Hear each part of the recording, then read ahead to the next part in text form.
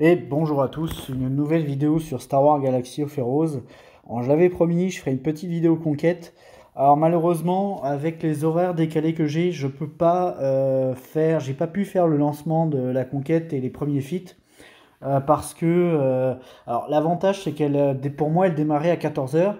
Comme je prends le travail à 15 heures, j'ai pu tout simplement arriver une heure en avance à mon taf et j'ai pu commencer la conquête dans les temps.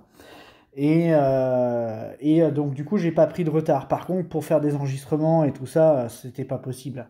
Donc j'avais que ce matin, puis j'avais un rendez-vous ce matin où je peux commencer, donc c'est là. Donc forcément moi j'ai commencé à jouer. Je vais vous montrer un petit peu où j'en suis. Donc ça fait pas tout à fait 24 heures. Là il est quoi? Il est bientôt 11 heures pour moi. Sachant qu'à 14 heures ça fera 24 heures que c'est lancé. On va commencer par les exploits généraux.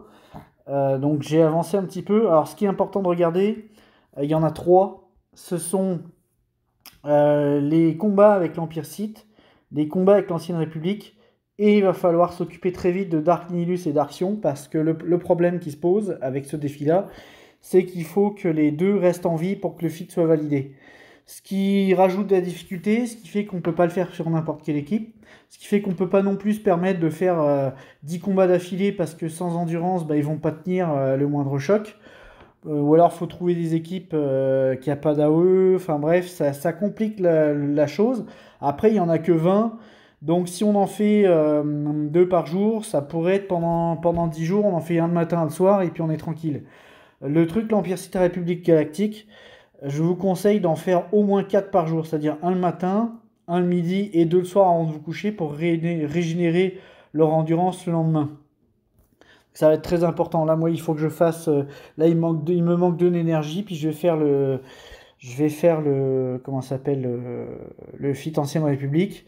Ce qui fait que là, pour moi, c'est le matin, donc ce midi, début d'après-midi, j'en referai un, et ce soir, j'en referai deux, ce qui ferait que bah non, je serai à 9. Je pense que j'en ai fait un de trop. Bref, 4 par jour, ça, mine de rien, 4 par jour, ça a l'air beaucoup, mais ça fait quand même 8 combats pour les deux. Et dans l'idéal, c'est pourquoi je dis 4 par jour, c'est pour que, comme je vous avais dit, comme j'avais déjà expliqué dans les précédentes conquêtes, c'est important que d'avoir fait l'essentiel des feats, notamment les feats généraux, en 10 jours, pour qu'il vous reste 4 jours pour vous concentrer sur les boss, laisser le temps à l'énergie de remonter et de pouvoir tryhard sur certains feats compliqués à faire. Bon, les kills avec Dark Raven, ça c'est pas très grave parce qu'on peut les faire sur la fin. On se trouve une team, on les farm en boucle, il n'y a pas besoin de terminer le combat. Ça c'est pas très grave. Sans l'emplacement de chef, c'est pareil. Moi je pense que je vais utiliser Nest. Je vais faire 20 combats avec Nest toute seule contre des clones. Et puis voilà, j'aurai mes 20 combats et puis j'arrêterai de me prendre la tête. Ça fait beaucoup de combats. Alors il y a moyen forcément de faire des combats avec des teams complètes, sans chef, etc. Mais, euh, mais bon, je trouve que avancer comme ça, c'est quand même compliqué. Par contre, c'est vrai que les teams comme l'Empire Sith et l'Ancienne République, ça peut être intéressant de le faire sans chef. Comme ça, effectivement, on en profite pour faire ce feat-là. Là, d'ailleurs, j'y ai pas pensé, puis en vous en parlant, j'y pense. Sur le premier secteur, donc moi j'ai terminé tous les feats. Alors le dernier, là, avec Talia, l'initié, et Zalbar, j'ai pas réussi à le faire. Mine de rien, c'est 3 points. Alors pour ceux qui ne le savent pas, vous pouvez vous permettre de ne pas faire 35 points pour débloquer la caisse rouge. Sachant que quand vous n'avez pas de full team inquisiteur relique, vous avez 21 points que vous ne pouvez pas faire.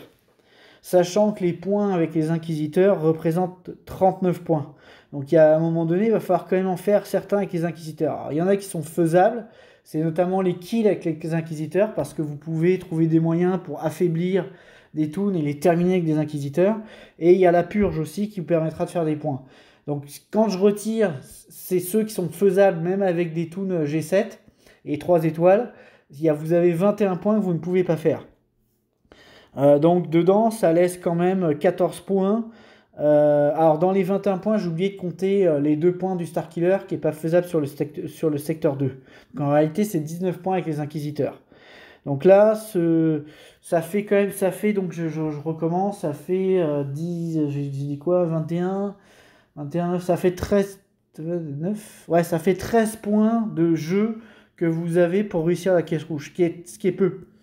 Ce qui est peu parce que vous avez certains feats, comme par exemple le secteur 5, faut tuer des Geonosiens. Faut faire des kills avec des Geonosiens. Sur secteur 5, ça n'a pas été évident, quoi. J'espère qu'on va trouver... Moi, pour ma part, j'espère que je vais avoir une team de Geonosiens à tomber, justement. Parce que là, sur le secteur 1, j'en ai pas eu.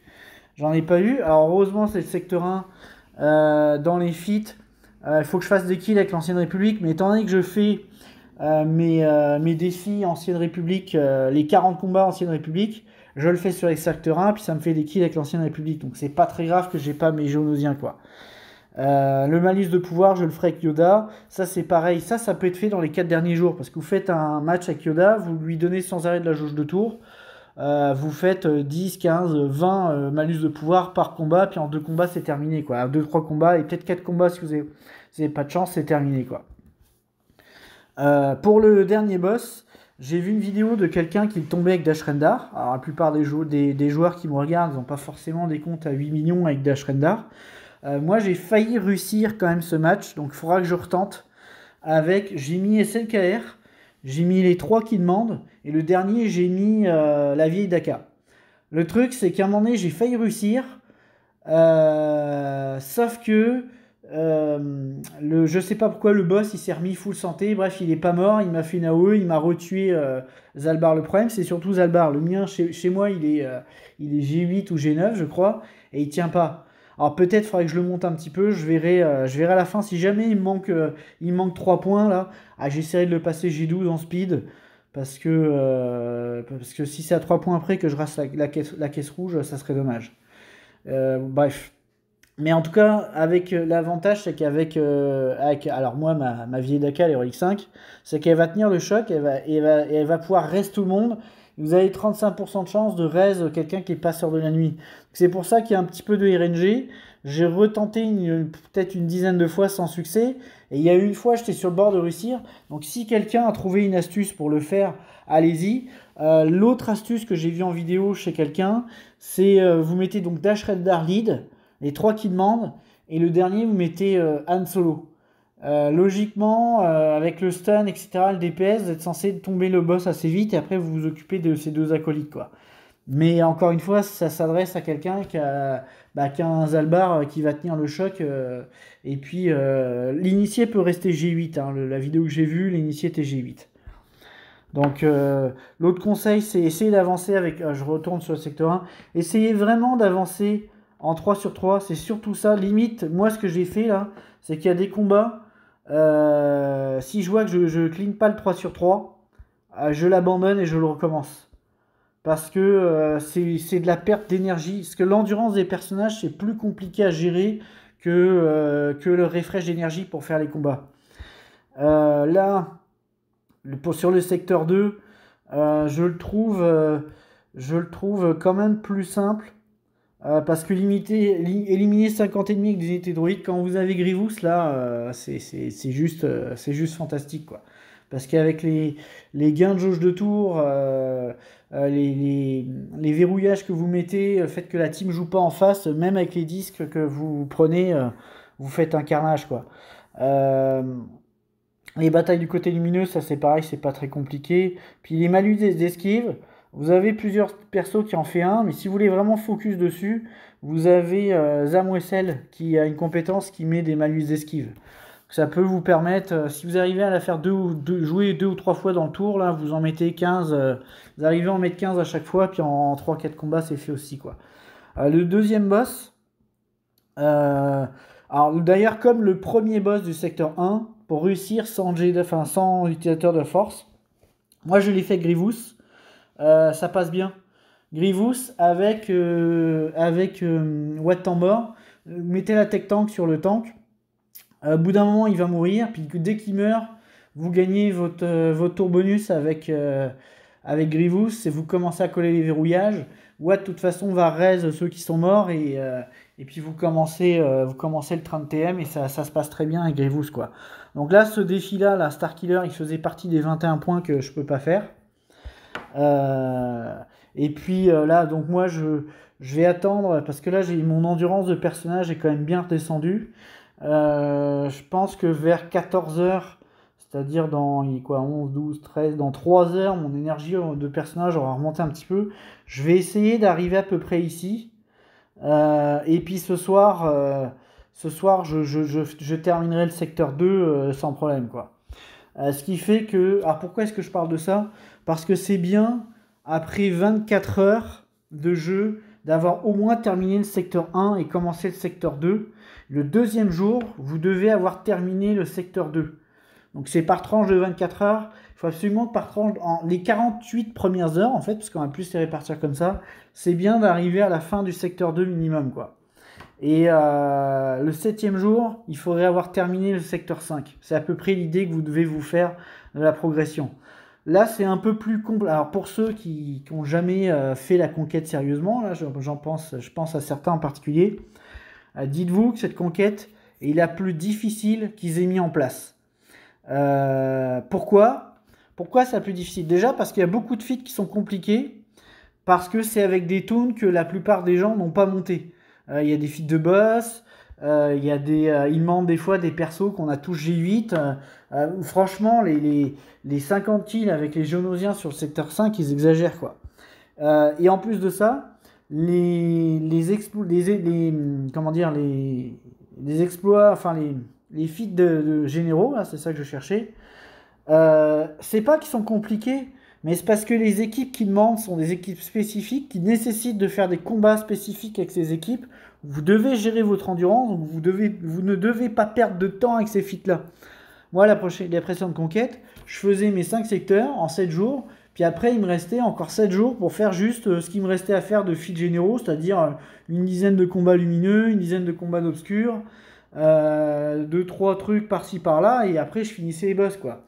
Là, le fait de devoir faire ces feats généraux absolument tous les jours, ça fait quand même 4, 8 avec, donc 4 avec l'Ancienne République. On va dire 4 avec l'Empire Sith. Et si vous en faites au moins 3 avec Dark-Sion et Dark Nihilus, ça vous fait quand même 11 combats par jour à faire, juste pour ça.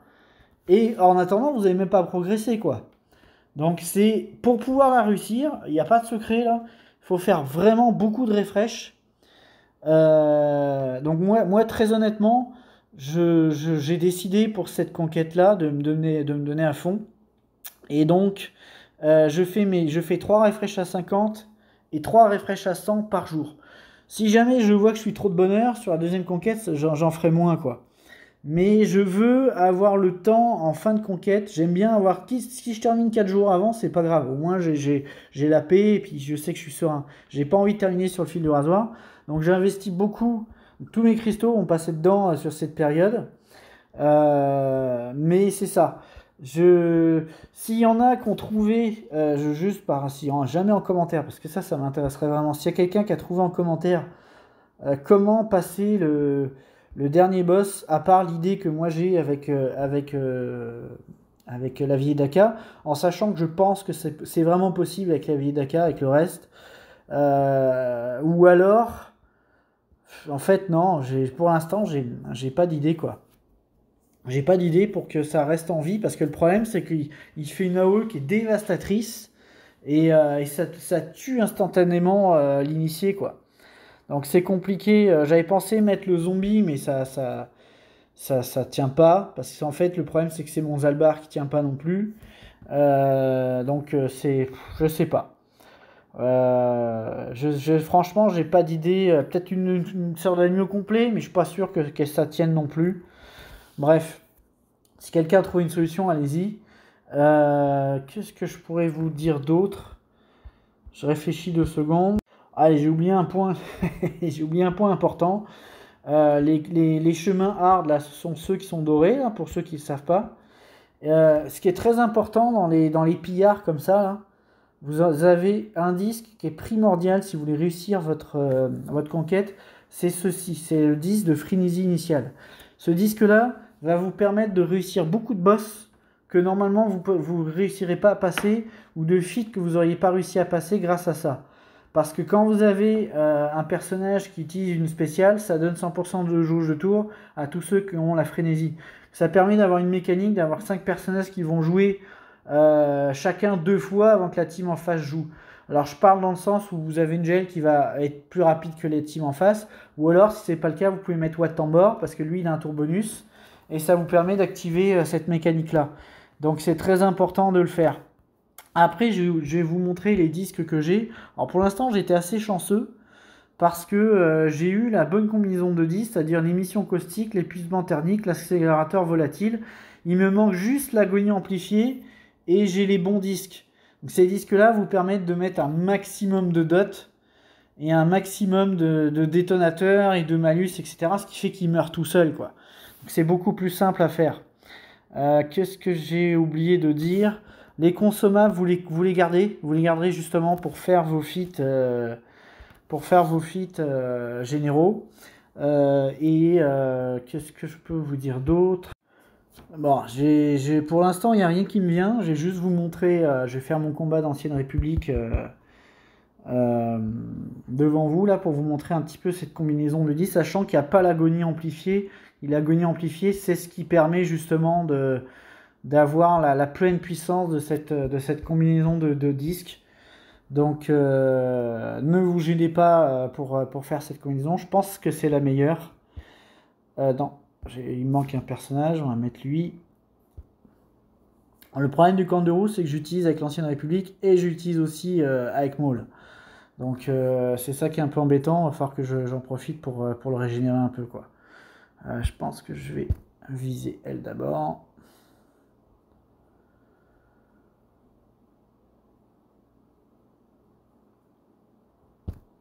Voilà, ça met un maximum. Dès que vous mettez des dots, en fait, ça met un maximum de dots, quoi.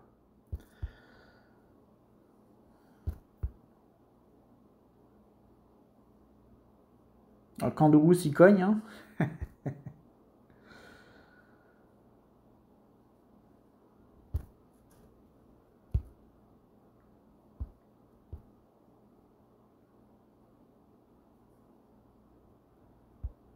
Je pense que Talia va mourir avec ses...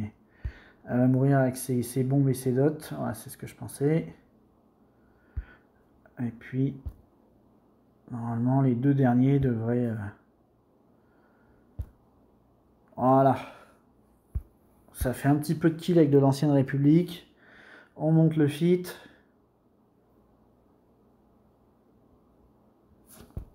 On fait combien? 29. Bon. On fait un petit peu.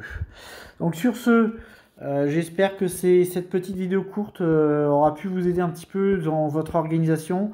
Ce qui m'importait surtout, c'était de vous sensibiliser sur les choses à ne pas oublier, notamment sur les feats généraux. Puis si certains conseils ont pu vous être utiles, n'hésitez pas à le marquer, comme ça pourra m'être utile dans ce que je raconte pour aider tout le monde.